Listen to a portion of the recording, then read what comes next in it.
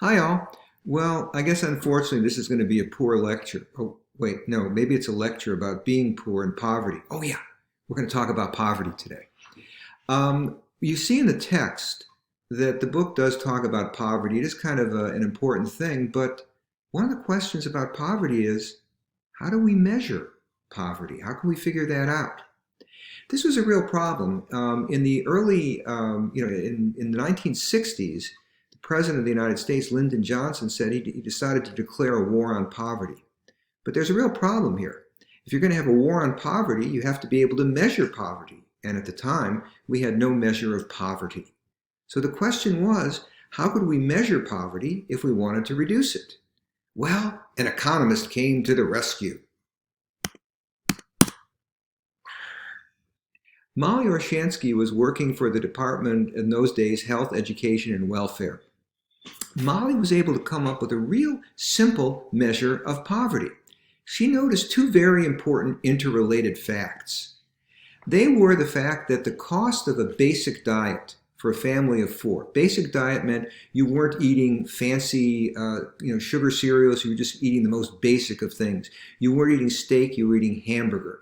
You were just, eating the basic products. And what she discovered was that in 1962, you needed $1,000 to feed a family of four. She also discovered that low-income families tended to spend about 1/3 of their income on food. Well, the math became real simple. You need to have $3,000 to be able to spend $1,000, 1/3 of your income, on food. And the poverty line then was set at $3,000. That's how it came about. If the families were larger or smaller, the number was adjusted accordingly. And as you can see, right now, today, the current poverty line for a family of four is $25,750. They've taken this $3,000 amount and every year just adjusted it for the cost of living. So if we look at poverty, what we find out today is roughly 12% of Americans are in poverty. But if we look at this, we can see there's certainly, ooh, that line there tickles. Ooh. Okay, anyway, we can see that once we started declaring the war on poverty, poverty certainly fell. These pink lines here show when the nation was in a recession. We're going to talk more about that later. But that's when the economy is not doing as well. When you were younger, when the economy went into what we call the Great Recession, you can see the poverty rate went up.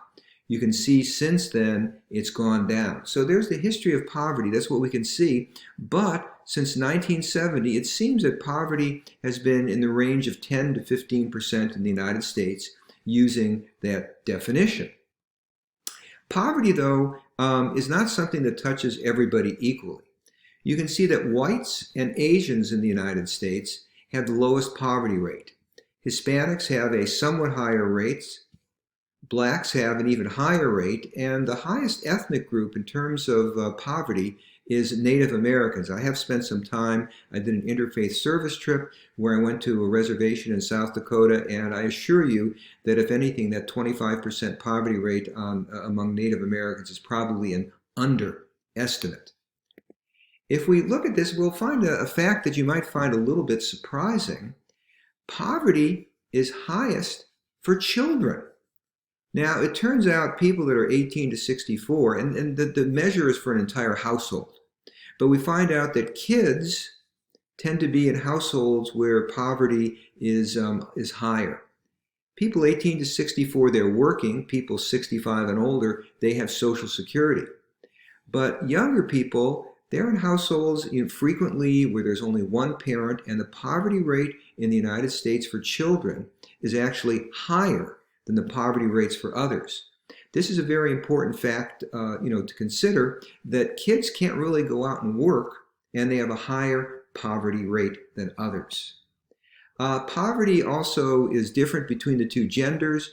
Women have a poverty rate that's a little over 2 percentage points greater than males.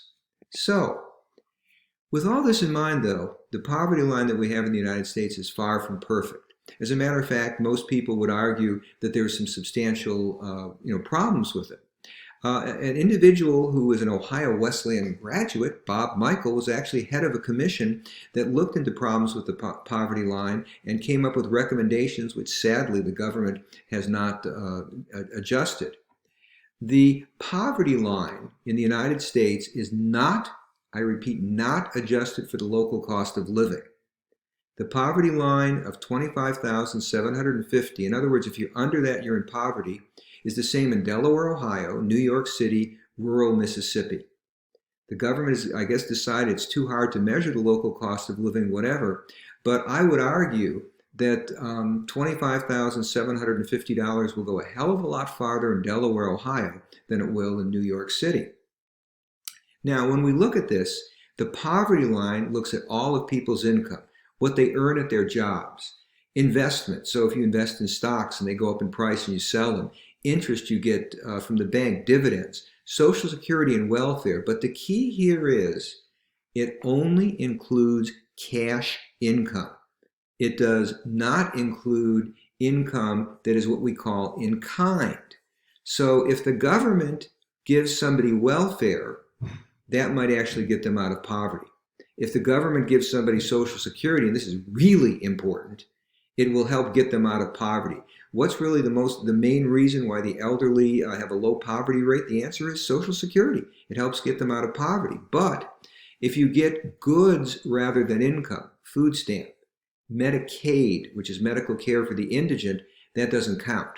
So we don't really have a good measure of the buying power of people. We just have their income. We don't count, the goods that they get in kind that are transferred to them.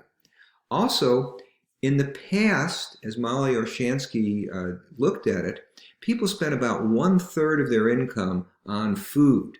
Low-income people, about 1/3. Well, the price of food has not gone up that much over time. Today, people spend only 1/7 of their income on food, but that has not been adjusted for in the poverty line. So it's really not a complete measure of people's buying power.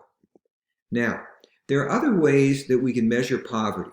For example, in Europe, they say, well, we'll define poverty as how does your household income, how does your family income compare to the median? The median is the average. In other words, actually the median is the number where half the people make more than that and half the people make less of that. So some nations say that if you have less than half of what a typical family has or a typical household has, you are in poverty. Some nations say 2/3.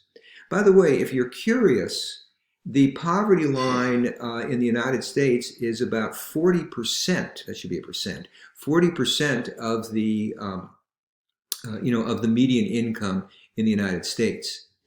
If you look at developing nations, take a nation where a lot of people are working, they're on farms, they're just growing a little bit. They don't really participate in a market economy. They're not earning income.